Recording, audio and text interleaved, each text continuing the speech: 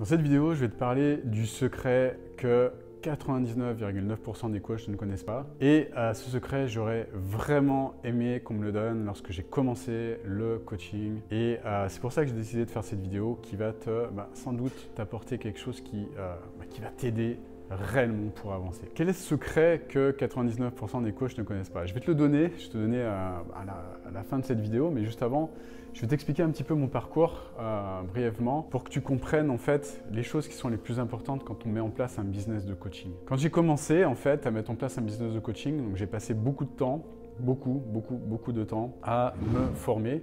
Donc j'ai fait une formation de coaching, donc une certification sur 2 ans. En fait, parce que c'était en 2 parties. La deuxième année était plus axée sur la spécialisation sur plusieurs outils. Et donc j'ai passé énormément de temps à me former. Ce qui était cool avec cette formation en présentiel, c'était qu'on nous demandait en fait de coacher de manière bénévole, donc d'accompagner des personnes au départ, comme ça pour nous entraîner en fait.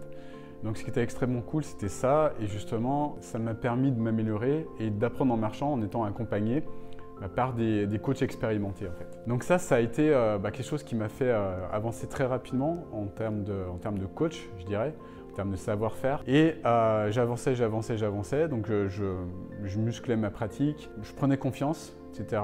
Et je me disais, un jour, je serai prêt à avoir des clients. Et ça va être génial. Je serai prêt quand tout sera nickel et quand j'aurai une pratique qui sera parfaite, en fait. Et plus on avançait dans le processus de formation de coaching, et plus je connaissais d'outils, en fait. Et plus je prenais des notes sur chacun des cours qu'on avait, des cours théoriques, etc.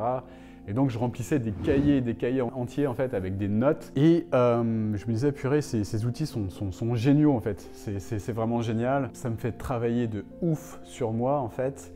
Et en priorité, tout ça, je l'utilisais sur moi au départ, un petit peu sur des personnes un petit peu cobayes, si je puis dire, des clients un peu. C'était pas des clients, c'était des cobayes en fait, qui nous étaient présentés par l'école au départ. Le problème avec ça, c'est que des cobayes, j'en avais pas tant que ça, et tout ce que j'apprenais en fait, toutes les notes que j'écrivais en fait dans ces dizaines de cahiers là, et bien ce dont je me suis rendu compte en fait avec le recul, c'est que j'oubliais en fait, j'oubliais toutes ces notes, j'oubliais tout ce que je notais, et par conséquent, tout ce que j'apprenais c'était pas acquis en fait, c'était pas intégré, voilà, c'était pas intégré en moi. Et le problème, c'est que plus j'avançais et moins j'intégrais les choses. Donc les choses étaient sur mon cahier, mais elles n'étaient pas intégrées dans mon cerveau. Et je me suis rendu compte avec le temps que ça, c'était un grand problème. Pourquoi c'était un grand problème? Parce que tout ce qui n'est pas testé, tout ce qui n'est pas implémenté tout de suite, en fait, toutes les choses qu'on apprend qui ne sont pas implémentées, elles sont oubliées, en fait, elles sont perdues. Et ça, je m'en suis rendu compte par la suite.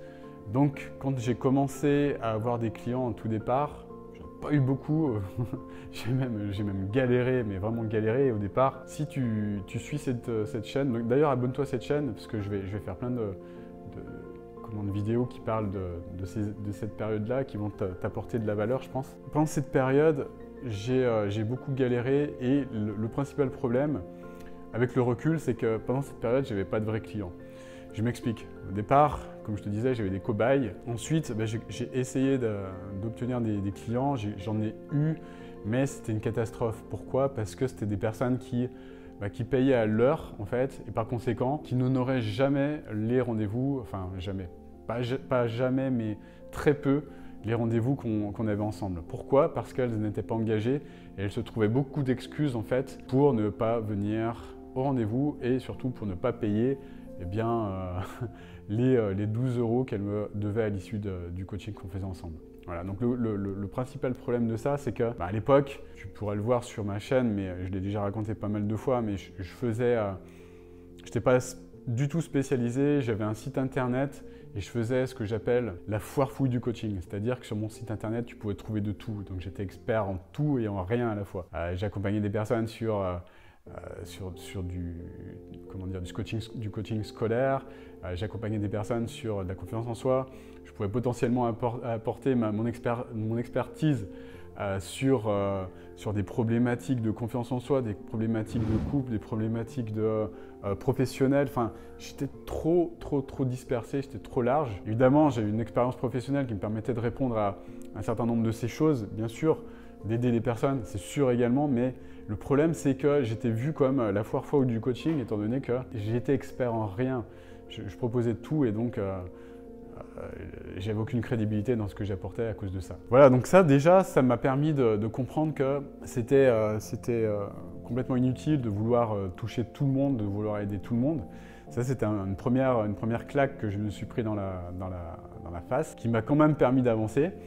Et puis, ce qui m'a vraiment permis d'avancer, c'est ce que je vais te dire là maintenant, c'est de comprendre que pour avancer rapidement, ça c'est une clé importante, je pense que tu peux noter, c'est qu'au départ, on a tous cette croyance quand on commence que le fait d'apprendre le coaching, c'est la chose la plus dure, la plus délicate, la plus importante. Pourquoi? Parce qu'on se compare avec d'autres coachs. On va se dire, tel ou tel coach a plus d'expérience que nous, tel ou tel coach est plus doué que nous, ou tel coach pour une raison X ou Y est meilleur que nous. Et par conséquent, on va s'obliger à se former, mais intensément pour sortir de ce pseudo syndrome de l'imposteur, ce genre de conneries. Par conséquent, on va passer des heures et des heures à se former.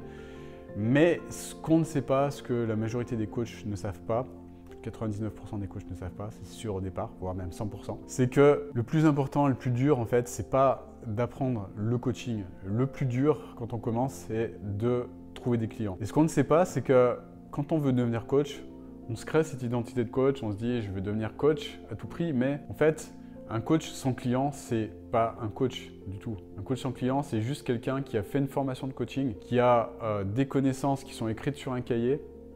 C'est juste quelqu'un qui a accumulé des notes, comme moi j'ai pu l'être, évidemment. Mais c'est pas, à mon sens, c'est pas un coach. Un coach, c'est quelqu'un qui a des clients. Un coach, c'est quelqu'un qui aide des personnes à obtenir un résultat, à obtenir une transformation, et qui se fait payer pour ça. Pourquoi? Parce que un coach qui ne se fait pas payer, déjà, c'est quelqu'un qui aura beaucoup de mal à apporter une transformation.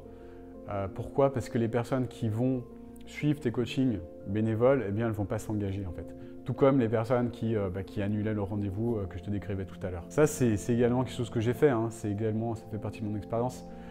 C'est pour ça que je t'en parle. Et le plus important en fait, dans tout ça, c'est de comprendre que le métier de coach, c'est quelque chose d'extrêmement facile à apprendre. C'est quelque chose d'extrêmement rapide à implémenter pour peu que tu aies des clients. Et que dans tout ça, le plus compliqué en fait, c'est de trouver ces clients, d'apprendre à les trouver. Et je dirais que si les choses étaient à refaire, franchement, je referais les choses d'une autre façon. C'est-à-dire que j'apprendrais déjà à comprendre comment trouver des clients et surtout, comment devenir un entrepreneur. Pourquoi? Parce que le plus compliqué, c'est pas devenir coach, c'est pas être coach.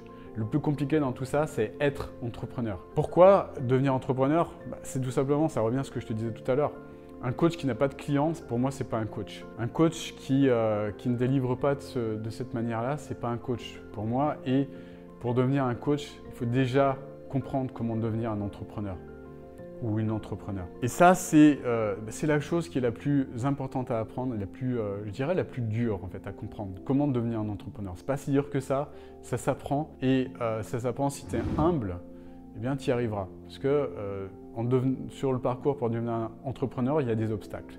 Et les obstacles, il faut savoir les gérer justement. Et il y a beaucoup de personnes qui arrêtent, qui mettent fin à leur rêve justement de devenir coach parce qu'elles comprennent que pour devenir coach, il faut devenir avant tout entrepreneur. Donc, qui se heurtent à ces difficultés entrepreneuriales et qui mettent un frein, un gros coup d'arrêt justement à leur progression de coach à cause de ça. Parce qu'elles se disent « Ah ouais, mais on ne m'avait pas dit ça en fait avant. On ne m'avait pas dit que pour devenir coach, il fallait trouver des clients.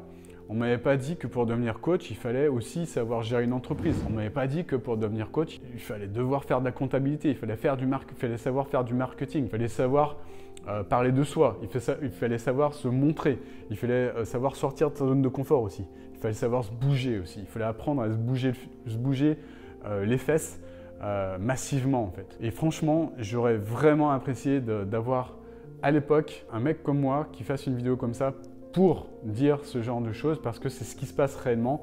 Et c'est ce qui fait que beaucoup de coachs abandonnent en fait en cours de route en découvrant cette vérité justement. J'ai beaucoup de personnes qui se questionnent, qui veulent faire coach ou qui sont en cours de formation et qui se disent « Est-ce que j'ai besoin d'apprendre à trouver des clients ?» Bah ouais, c'est une urgence. C'est ton urgence en fait, trouver des clients.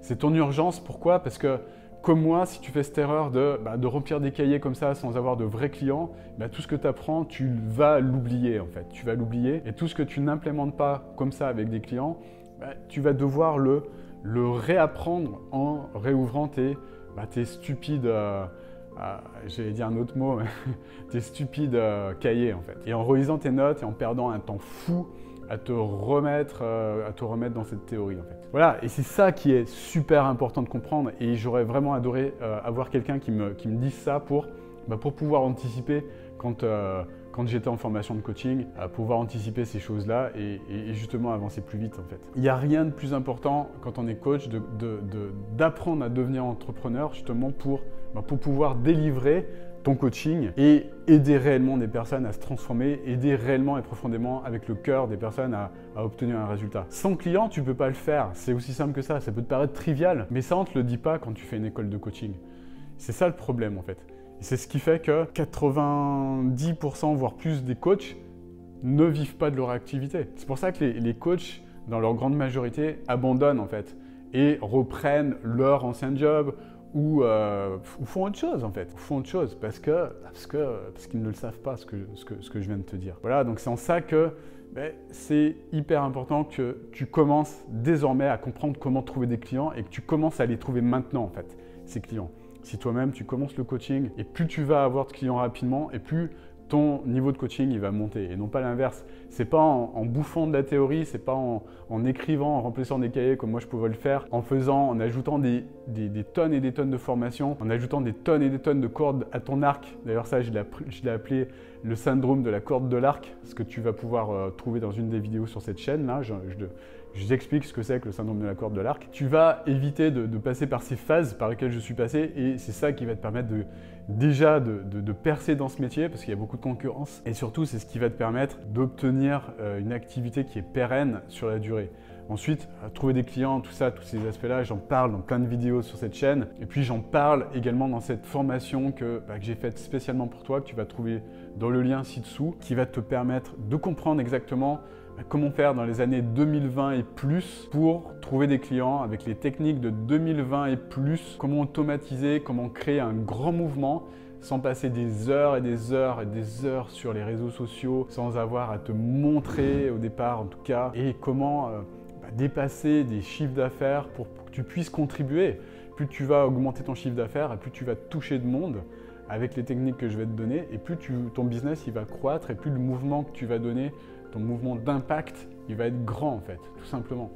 J'explique tout ça dans cette formation, dans cette vidéo, donc c'est juste en dessous. Tu t'inscris avec une adresse mail et si pour toi donner une adresse mail c'est un problème, je pense que tu ne vas pas aller très très loin. Voilà, c'est juste mon avis personnel, t'en fais ce que tu veux. Pour finir, si cette vidéo t'a plu, je te demande de mettre un grand like, ça me fera plaisir déjà, puis ça m'encouragera pour en faire d'autres, pour te permettre de gagner du temps également. Et puis, encore une fois, abonne-toi à cette chaîne, clique sur le bouton s'abonner qui doit se trouver par là, je pense, et clique sur la cloche aussi pour recevoir les notifications, pour recevoir de nouvelles vidéos qui parlent de choses qui peuvent potentiellement changer ta vie en tant qu'expert, en tant que coach. Voilà, je te souhaite en tout cas une magnifique journée et je te dis à très très bientôt pour une nouvelle vidéo. Ciao!